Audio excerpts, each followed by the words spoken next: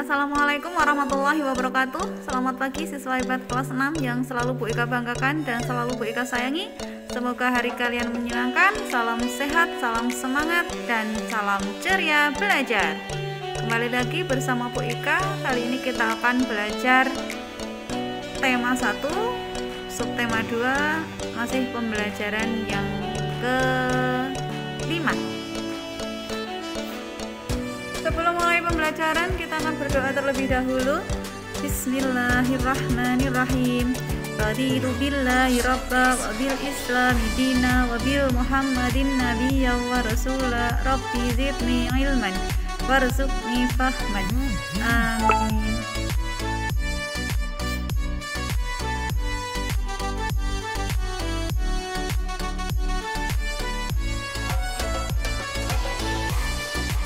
Anak-anak, sekarang kita akan belajar tema 1, selamatkan makhluk hidup, subtema 2, hewan sahabatku, pembelajaran yang ke-5.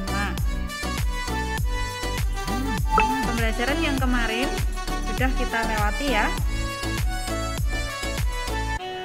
Apa saja yang akan kita pelajari pada pembelajaran ke-5 ini? Simak baik-baik.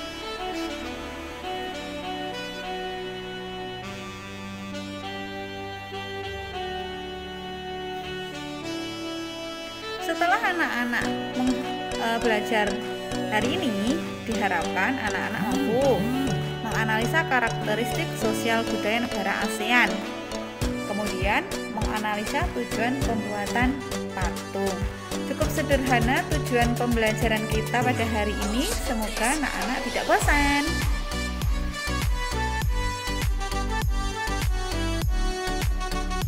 Sosial budaya terdiri dari dua kata, yaitu sosial dan budaya. Sosial berarti segala sesuatu yang berhubungan dengan masyarakat. Jadi kesimpulannya adalah sosial budaya merupakan segala hal yang diciptakan manusia dengan pikiran dan budidayanya dalam kehidupan bermasyarakat. Tingkah laku manusia di dalam masyarakat itu namanya sosial budaya. ASEAN didirikan pada tanggal 8 Agustus 1967 di Bangkok. Negara-negara yang bergabung dalam ASEAN antara lain Indonesia, Thailand, Malaysia, Singapura, Filipina, Brunei Darussalam, Vietnam, Laos, Myanmar, dan Kamboja. Ada lagi Timor Leste ya.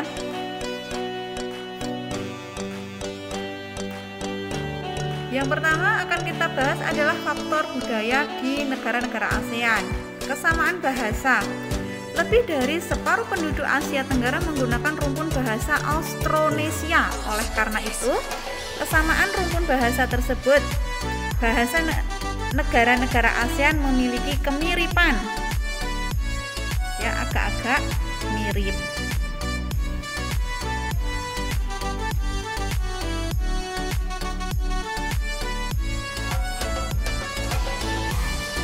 Bahasa Indonesia yang Melayu, bahasa Melayu yang digunakan orang-orang itu lebih mirip ya, orang-orang daerah Kalimantan itu bahasanya menggunakan bahasa Melayu.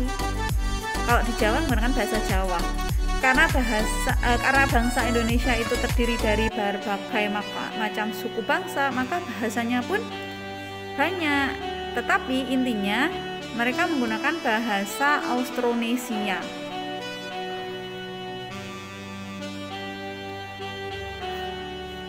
Kemudian kemiripan sosial budaya, kesamaan kebutuhan hidup sehari-hari penduduk seperti dalam hal makanan atau beras dan juga kebutuhan tempat tinggal. Satu negara ASEAN itu memiliki kesamaan dalam hal tersebut, di mana banyak sekali ditemui rumah-rumah panggung yang terbuat dari kayu, baik di Malaysia, di Laos, Vietnam. Semuanya sama. Yang berikutnya adalah faktor kondisi geografis. Negara-negara ASEAN memiliki iklim tropis dan curah hujan yang cukup tinggi. Pada umumnya kawasan ASEAN dilalui oleh jalur gunung berapi sehingga kawasannya subur. Oleh karena itu, sebagian besar penduduk negara ASEAN bermata pencaharian dengan bercocok tanam. Mereka bertani. Kebanyakan negara agraris karena semburan gunung berapi itu menyebabkan tanah di sekitarnya menjadi subur. Itulah faktornya ya. Jadi faktor geografisnya apa? Oh, terdapat banyak gunung berapi. Lah dampak pada penduduknya apa? Mereka bercocok tanam. Lah kok bercocok tanam kenapa? Karena tanahnya subur. Kenapa tanahnya subur? Karena ada dikelilingi gunung berapi. Gitu ya.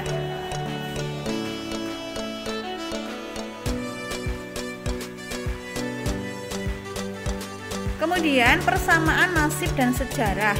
Satu negara ASEAN itu sama-sama pernah dijajah oleh bangsa asing. Hanya satu negara ASEAN yang tidak pernah dijajah, yaitu Thailand. Kalau Kamboja, Singapura, semuanya pernah dijajah. Singapura pernah dijajah Inggris lama.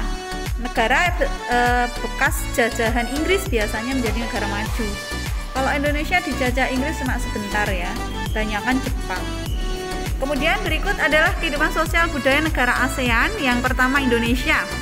Sosialnya, kalau budayanya beda ya. Kalau sosialnya memiliki beragam suku bangsa, jelas. Ada 6 agama yang diakui, yaitu Islam, Kristen, Katolik, Hindu, Buddha, dan Konghucu. Kalau budayanya memiliki beragam bahasa daerah, tari tradisional banyak, lagu daerah banyak, pakaian adat, senjata tradisional, alat musik tradisional, dan rumah adat banyak. Kalau Malaysia, penduduknya terdiri atas etnis Melayu, Tionghoa, dan India, agama mayoritas Islam. Kebudayaannya berakar pada kebudayaan Melayu, bahasa resminya bahasa Melayu, kemudian bahasa sehari-hari Inggris, Tamil, dan Mandarin. Kalau di negara lain, bahasa Inggris merupakan bahasa kedua. Kalau di Indonesia, bahasa Inggris merupakan bahasa asing. Makanya kita kesulitan untuk mempelajari bahasa Inggris. Kalau di Upin Ipin itu kan percakapan sehari-hari masuk bahasa Inggris gitu. Yang berikutnya adalah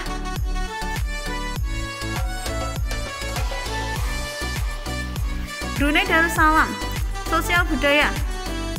Penduduknya terdiri atas etnis Melayu, Tionghoa, dan sebagian suku Dayak, agama mayoritas Islam. Kebudayaan Brunei banyak dipengaruhi ajaran Islam. Bahasa resminya bahasa Melayu, bahasa sehari-hari Inggris dan Mandarin. Dan Brunei memiliki kemiripan dengan Indonesia, yaitu adanya kampung di atas air, namanya Kampung Anyer. Singapura, penduduknya sebagian besar etnis Tionghoa, etnis lainnya Melayu, India, dan Eropa. Agama mayoritas Buddha. Budaya Singapura merupakan campuran dari berbagai ras, agama, dan tradisi. Singapura terkenal sebagai negara yang disiplin dan taat aturan. Makanya Singapura negara maju. Dalam perindustriannya, Singapura nomor 1 se-ASEAN.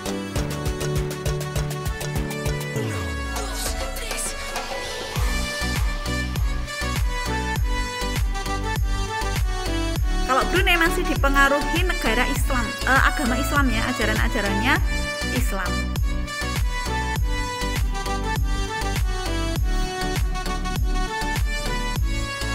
Yang berikutnya adalah Kamboja. Keadaan sosial masyarakatnya, mayoritas penduduknya bersuku Khmer, agama mayoritas adalah Buddha. Kemudian bahasa resminya adalah bahasa Khmer. Di Kamboja terdapat banyak candi bercorak Hindu dan Buddha. Makanan khasnya sup ikan, saus, dan tumisan. Ini numis kacang ya dari Kamboja. Filipina, suku bangsa aslinya Eta, namun ada juga suku Tionghoa. Filipina ada Indo-Arya. Agama mayoritas adalah Katolik. Khusus di Mindanao Selatan terdapat suku Moro yang beragama Islam. Bahasa di Filipina adalah bahasa Tagalog, Spanyol, dan Inggris. Musik, makanan, bahasa, agama, dan tarian rakyatnya sangat berpengaruh oleh kebudayaan Spanyol. Jadi, sosial budayanya di Filipina itu dipengaruhi oleh negara-negara Spanyol. Baik, kemudian yang berikutnya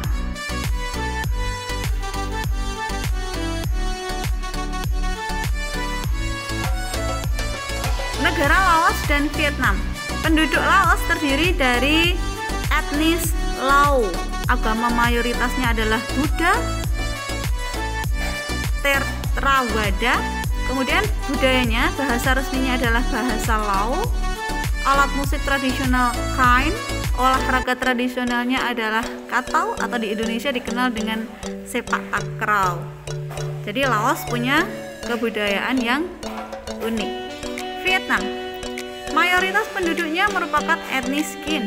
Penduduknya menganut agama Buddha, Konghucu, Taoisme, dan Konfusius. Bahasa resmi Vietnam serta serapan bahasa Mandarin.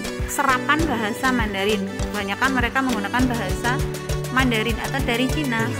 Makanan tradisionalnya sate lilit. Keunikan di Vietnam adalah bentuk kursi-kursi banyak berukuran lebih kecil dan pendek. Vietnam banyak kesamaan dengan Indonesia. Kesamaannya dalam hal budaya. Mungkin kursi pendek itu kalau di Indonesia namanya jongkok, kalau di Jawa. Kemudian Thailand. Keadaan sosial suku di Thailand adalah suku Thai. Agama mayoritas Buddha, Theravada. Kemudian budayanya, bahasa resminya adalah bahasa Thai. Thailand terkenal untuk mempertahankan tradisi dan budaya lokal mereka. Jadi sangat kental budaya lokalnya. Masyarakat Thailand memiliki sapaan khas yang disebut Wai. Wai mungkin kalau di Indonesia ya Mas atau siapa ya Bang gitu. Kemudian Myanmar. Penduduk Myanmar terdiri atas etnis Myanmar, San Karen, Rakhine, Tionghoa, India, dan Mun. Sebagian besar penduduknya agama Buddha. Kemudian penduduknya menganut agama Buddha. Bahasa resmi di Myanmar adalah bahasa Burma atau bahasa Myanmar. Jadi bahasa lokal khusus negara sana ya. Myanmar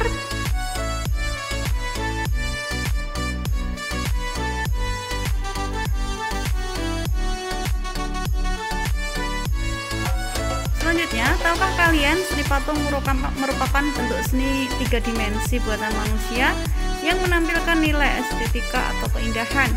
Patung dikolongkan sebagai seni 3 dimensi karena memiliki ukuran panjang, lebar, dan tinggi atau volume, serta dapat dinikmati dari segala arah. Itulah tentang patung. Harap dipahami definisi patung atau pengertian patung ya. Silahkan kalian baca dan simak baik-baik.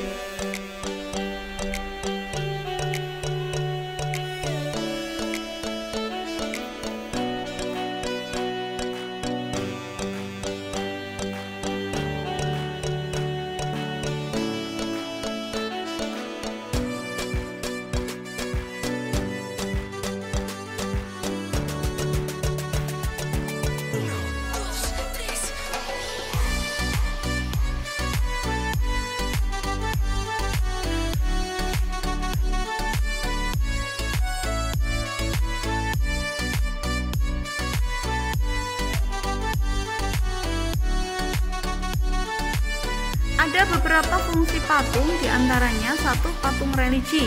Fungsinya atau gunanya untuk apa? Sebagai sarana beribadah dan bermakna religius atau keagamaan. Contohnya adalah patung-patung Buddha kalau di sini ya. Patung dewa itu digunakan sebagai sarana ibadah, namanya patung religi. Yang kedua, patung monumen. Gunanya untuk apa? Buat patung monumen untuk mengenang jasa pahlawan. Ya, ini termasuk patung orang atau pahlawan. Yang ketiga, patung arsitektur. Apa gunanya? Sebagai pelengkap konstruksi bangunan. Misalnya depan rumah mau dikasih patung banyak atau patung kambing ya boleh. Namanya patung arsitektur. Yang keempat, patung dekorasi. Tujuannya atau gunanya untuk apa? Menghias bangunan, tanaman, atau tempat lain. Misalnya depan rumah mau dikasih patung kecil-kecil, itu untuk mendekorasi, menambah nilai keindahan. Boleh, itu namanya patung dekorasi.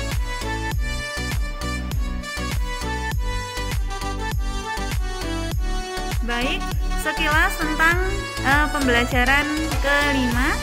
Bu Ika harap kalian bisa memahami. Tetap semangat belajar, jaga kesehatan, dan jangan lupa tersenyum. Sampai sini dulu ya, sampai jumpa di pembelajaran berikutnya. Saya akhiri, wassalamualaikum warahmatullahi wabarakatuh.